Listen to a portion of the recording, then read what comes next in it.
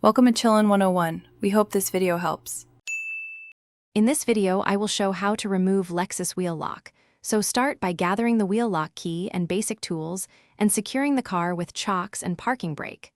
Work on a flat surface and keep a helper nearby if possible. Inspect the wheel lock for rust or damage and apply penetrating oil if needed. Use consistent, steady pressure and avoid sudden jerks that could strip the lock or damage the wheel. If you have the OEM wheel lock key, start by fitting it squarely and confirming the pattern lines up perfectly and is fully seated.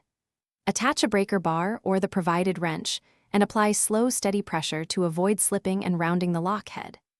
If the key slips, tap it gently with a hammer to improve seating, reapply penetrating oil, and try again with controlled force until the lock backs off without damage.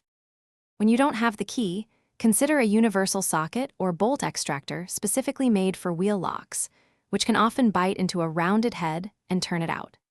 An impact gun with the right socket can provide short bursts to break the lock free without excessive torque that harms the wheel.